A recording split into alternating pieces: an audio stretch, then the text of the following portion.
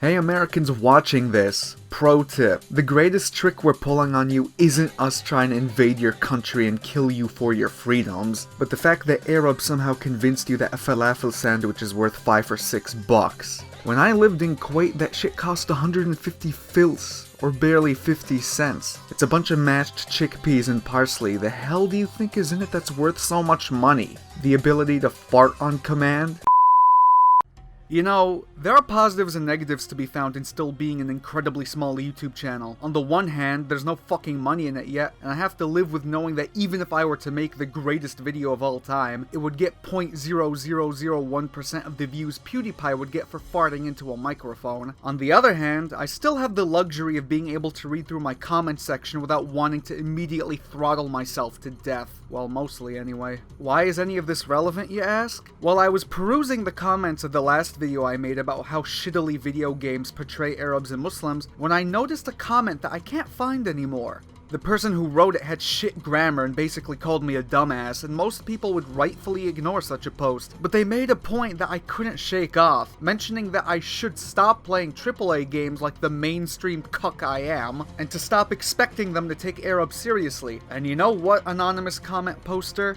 You're right. No, really, you are. Not about me only playing AAA games because that's patently false, but it is true that that video only discussed mainstream titles. That was deliberate on my part, of course, because those are the games that are actually influencing the pop culture narrative surrounding Arabs and Muslims. But instead of bitching all the time, I figured, why not play a bunch of indie games that were made by, or are at least about, Arabs and Muslims, and talk about them on the tiny little platform I've made for myself. Surely celebrating good representation is just as important as pointing out the fucking obvious. And so, I'm starting a little series where I do exactly that. Don't get the wrong idea here though. I'm not trying to advertise these games or to just speak of their existence. I'm a critic at heart, and so I want to review these games holistically with no rose-tinted glasses or bias, and give a recommendation at the end of the video. So to start us off, I reached for a game that I've seen pop up on Steam and the eShop every so often. A game that stuck out to me because it actually had Arabic text in the title, Bury Me My Love, or Taqbreeni Ya Hubbi. I went into it knowing literally nothing about it except for its title and the fact that it was about a Syrian refugee. Didn't know shit about the story, gameplay, or most tragically, who it was actually made by. See, I had automatically assumed it was made by Arabs because of the title and premise, and it wasn't until the credits rolled that I noticed that almost everyone who worked on the game had a French or English name. See, this is why you need to do more research, everyone. Turns out that there was one French journalist and one Syrian refugee on the game's editorial team who contributed to the conception of the story but were hardly the directors of it. I should have figured that out ahead of time though.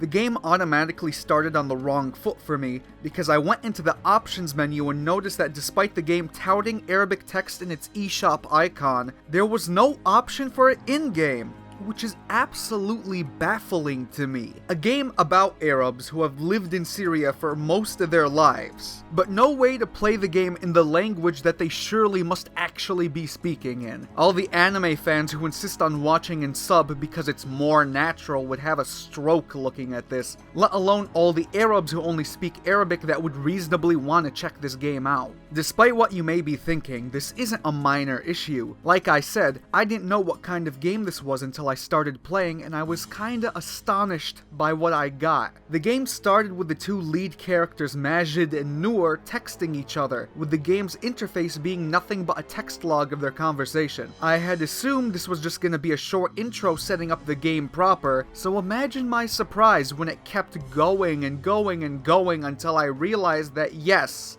this is the game. No, really. What you see on screen right now is what you'll be staring at for about the 2 or 3 hours it takes to complete your first run through. All text and no Arabic option. The gameplay in this here video game is to keep texting like the socially awkward millennial you are, and every so often you, quote unquote playing as Majid, have to give advice to Noor, Majid's wife and the person actually making the trip from Syria to Europe. This advice affects the course of her journey and whether she actually makes it to Germany, her ultimate destination, or if she gets thrown in prison because you fucked something up somewhere. Contrary to what you may think, I personally don't mind this too much. I actually have quite an extensive history playing visual novels, stretching back to replaying the Phoenix Wright games about 10 times each when I was younger, and to this day enjoying games like Valhalla and The House in Fata Morgana. And make no mistake, despite the unusual interface, Bury Me My Love is indeed a visual novel. Those of you holding out for a meaty gameplay experience are gonna have to go back to Dark Souls because we're here to get our story on. This is gonna be a pretty slim review because there really are only two things to discuss when it comes to visual novels: the visuals and the novel attached to them. Unfortunately, this texting interface really is just about all you get as far as the former goes. There's the occasional selfie or photo that the characters take, but they really don't come often enough. In most visual novels, there are at least the character portraits in the backgrounds and the occasional CG bit to liven things up, but I have to admit that by the end, this game started to feel like an endurance test. I've spent more time looking at this imaginary text log than I've spent looking at my own logs in the past 4 years, and my eyes started to glaze over after a while. I just have to sit there and imagine whatever interesting place Noor was describing to me while reading the billionth orange text box. Pixel Hunt's website claims that it cost over £200,000 to make this game, which is fucking outrageous. All there is a texting interface and a handful of drawings. The marketing team must have been hilariously overfunded because I am not seeing that money on screen. But hey, if I need pictures so badly, maybe I should piss off back to preschool and find myself a nice pop-up book to gawk at. If the game is so confident in its writing that it feels it can eschew both gameplay and visuals, and music by the by, because there's barely any of that either, then let's appraise the plot. If I had to give Bury Me My Love a gold star for anything, it would be for the characters around which the story revolves. This is some of the most solid dialogue I've seen in a game in a while, because unlike most AAA games where most characters are written like soulless automatons, whose only function is to tell you where you can find some dudes to murder, Majid and Noor are controversially written like human beings. They poke fun at each other, they argue about money, they offhandedly mention their interest without it feeling forced or too direct. You gradually learn more about their families and lives before the war, on and on. The game manages to convey a lot of information without it feeling too exposition-y,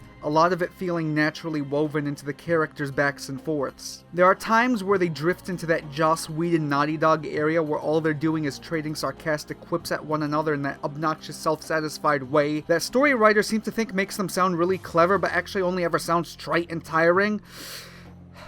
But that never lasts for too long, so I can't get that upset. So the characters are solid, which might be enough for a game where all you're doing is reading them text to each other. Unfortunately, there are a lot of missed opportunities the writers didn't notice that I really feel would have elevated the game. So, if I had to play armchair director, here's what I would have improved upon. The big pulsating issue with the story is that it's based on real-life events that involved a lot of suffering and hardship, but doesn't give these elements of the refugee crisis their proper due. The game puts Noor in a lot of situations that we've heard about in the news, like how a lot of refugees have resorted to using shitty rafts to make it across to Europe that often have more people on them than they can actually carry, or how some of them get stuck in refugee camps for months lacking a lot of essentials and are forced to subsist on the bare minimum the hosting country will begrudgingly spare, or how people die in the most heart-wrenching and meaningless ways possible, or how Nazis continue to be a blight on mankind and will go out of their way to make the refugees'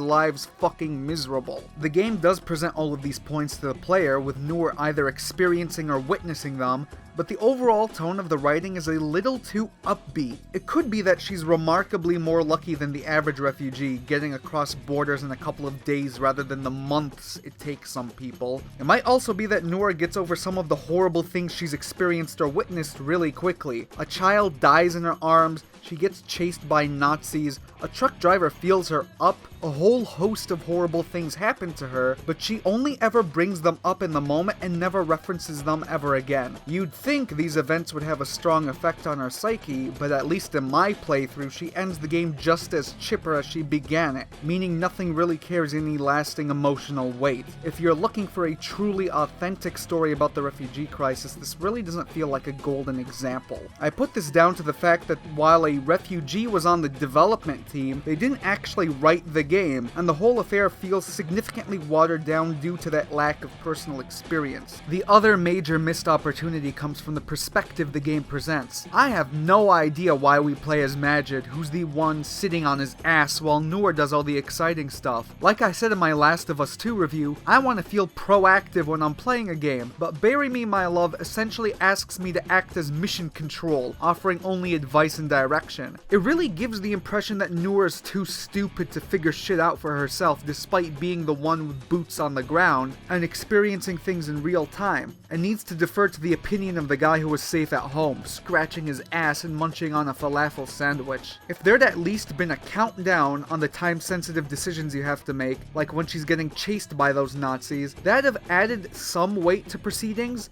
but the game gives you as much time as you desire to scratch your own ass and blink at the screen until your brain comes back online and you finally make a choice. If we have to play as Majid though, there was potential for some interesting storytelling here. Imagine having to sit at home or at your boring job, pretending everything is fine while your wife hasn't updated you on her situation for hours, feeling paralyzed as your imagination runs wild, picturing all the horrible things that might be happening to her while you're powerless to help. That might have been a fascinating perspective, but the game completely misses this opportunity because we never ever get to hear either character's internal thoughts, like how most visual novels work. There are long stretches of time where Noor doesn't text you, but instead of taking these moments to make any sort of point, the game just fast forwards until the next time you get a text. No time for contemplation, no time for any of the events that have unfolded to really sink in. Just keep texting, you overstimulated millennial. Finally, and perhaps fatally,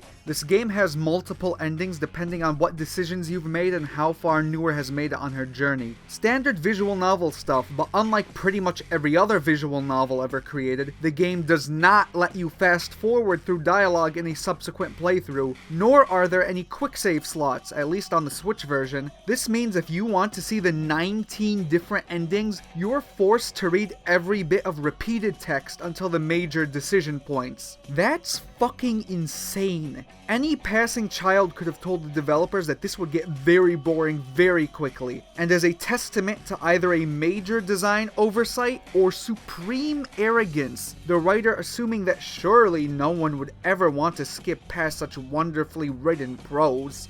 The greatest fucking novel ever written would get boring if you have to read it 19 times to get the full picture. There's nothing I can think of that I would want to do 19 times in quick succession, and this killed any incentive I may have to replay the game. Wow. After writing all that, it's getting pretty clear that this series is starting off on the wrong foot. But instead of bitching all the time, would I recommend this game? Well, like I said, the characters are solid. It at least gives a bit of insight into the refugee crisis, and most importantly, the game's only $5. If you're willing to give up a party-sized Doritos bag in a couple of hours, it's a harmless enough distraction, but it's hardly the mind-blowing narrative tour de force that all its award nominations would suggest it is. So, there's that wrapped up. Hopefully next time we get something a bit more exciting. Drop a suggestion in the comments if you think there's a game that's worth talking about, and I'll see you all next time. Masalama.